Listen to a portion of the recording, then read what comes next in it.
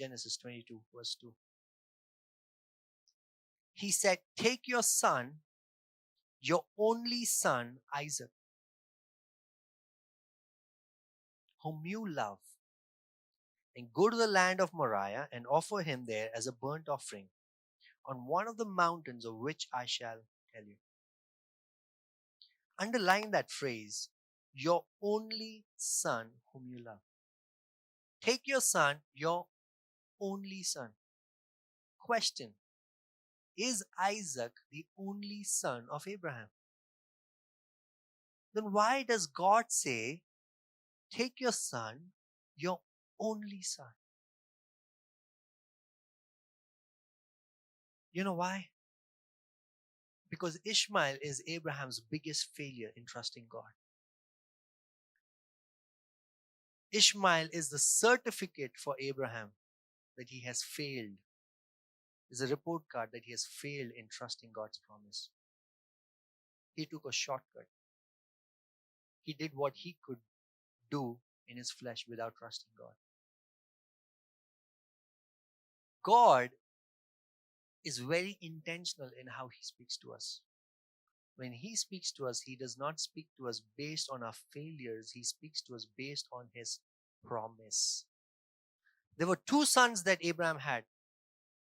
The son Ishmael and Isaac. Isaac is the son that was born out of flesh. That's what Paul says. Sorry, Isaac is the son that was born out of the promise. Ishmael was the son that was born out of the flesh. One born out of the slave woman, the other born out of the free woman. God is completely ignoring Ishmael. Why? Because when he speaks to us, he does not speak to us through the failures that we have made. He speaks to us through his promises or what he sees in your life. That's why when he says, hey, you are blessed, you are chosen before the foundations of the world, it does not make sense. What are you saying? You are highly favored. Doesn't make sense. Why? Because he's not looking at you through your failures, but that's how we see ourselves. He looks at you through his promises. He looks at us through the ability of what his word can do in our life. He does not look at us through what you can do. His word is able. So he looks at us through his promises. That's why he says, take your son, your only son, Isaac. God is so intentional. But then read the next phrase which says, whom you love. Do you know the word love over here mentioned is the first time that is mentioned in the whole of Bible. It took 22 chapters for the love to appear, for the word love to appear. There's this guideline when you interpret scriptures. It's called the law of first mention, which says every time you interpret scriptures, find the first time that where that word was interpreted, because the first time when that word is interpreted, that's the time when it is interpreted the most clearly and it's the most simpler interpretation on which you can build more of our doctrines. Whom you love, it's a very intentional phrase that God uses. Somewhere God trying to communicate to Abraham that you love him more than you love me. You waited for him for so many years, 25 years, you waited for him. I get that. Your son, your only son, whom you love him more than me. This test is the test of love. God is testing Abraham to see, whom do you love? Do you love me more than your son? And that's why he says, take your son, your only son whom you love, and sacrifice him. Will you give your son to me? I said, there's a shift in the season. And what stops us from moving into the next season is the blessing that we received in the previous season. And God sometimes tests us by saying, hey, will you give me that blessing? Do you trust me? Do you trust me? That promotion that you're waiting for, now that has become the hindrance. That job that you've been praying for passionately, now that has taken away all the passion that is there in your life. If we're not careful enough, the blessings can crush us. See, these wires that carry electricity, the capacity at how much load that they can carry, the power of electricity that they can carry is dependent on the quality of that wire. If you give more than it is required, you can just burn the wire. And sometimes God, out of His grace, He says, hey, will you give me that blessing? Because I want to prune you. And we realize, God, you gave me this. You gave me this ministry. You gave me this opportunity. You gave me this promotion. You gave me this wife. And now you are saying, give it to me. What does that mean?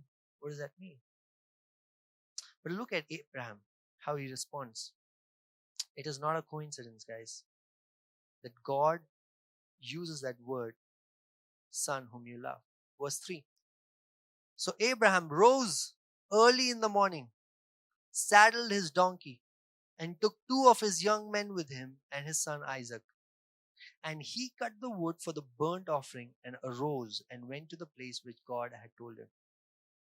Do you know, before this, I've never seen this. This came into light yesterday when I saw that Abraham rose early.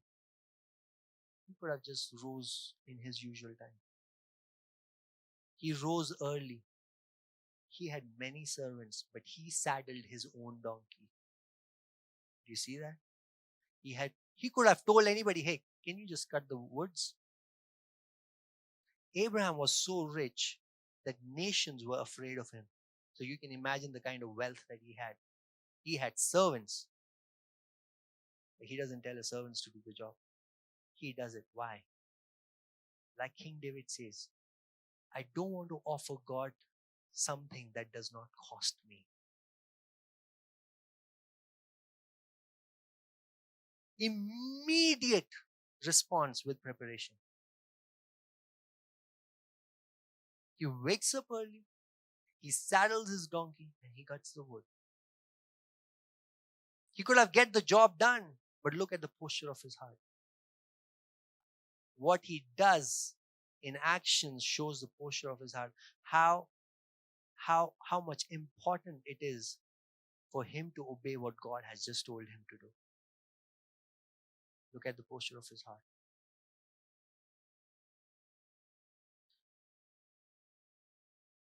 Now, we'll jump to verse 10. Finally, they have reached to land Moriah. It's been 3 days. It took 3 days of journey. On the 3rd day, they finally reached there. And Abraham is all set. Okay, let's read from verse 9. Verse 9. When they came to the place of which God had told him, Abraham built the altar there and laid the wood in order and bound Isaac his son and laid him on the altar on top of the wood. Then Abraham reached out his hand and took the knife to slaughter his son. That means Abraham was all prepared. He had no second thoughts. I have no idea how he did it. Seriously. He was prepared. He would have killed him. God said, give me your son. Yes, God. I have no idea how you do that. But look at this.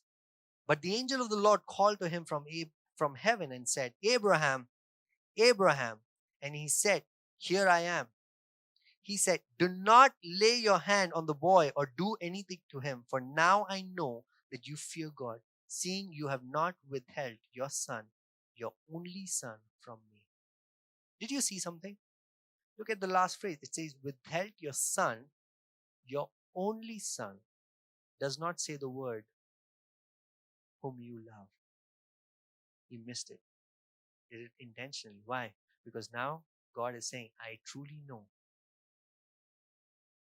that you love me more than your son. John 3:16, for God so loved the world that he gave his only begotten son. Now God is saying, for Abraham so loved God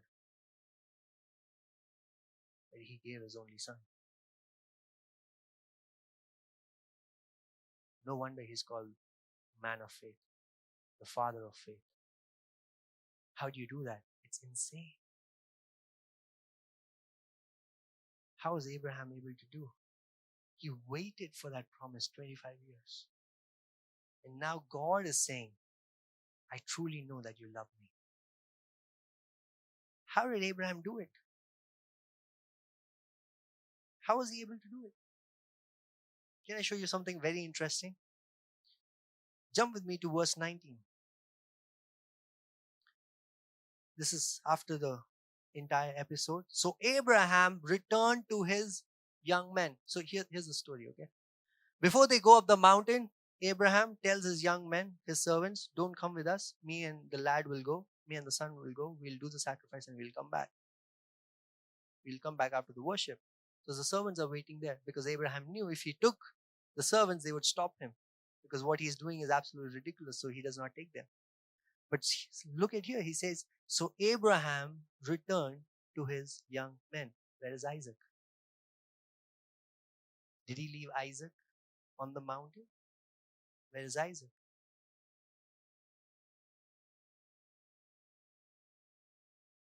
Do you know where Isaac is? Hebrews 11, the author of Hebrews says, 11 verse 17. Hebrews 11 verse 17. By faith, Abraham, when he was tested, offered up Isaac. And he who had received the promises was in the act of offering up his only son, of whom it was said, through Isaac shall your offspring be named. He considered that God was able even to raise him from the dead, from which, listen to this, figuratively speaking, he did receive him back. That verse which says then Abraham returned to his young men skipped Isaac purposefully to show us that Abraham in his heart had killed Isaac. That love for Isaac that was greater than God, he had actually sacrificed it.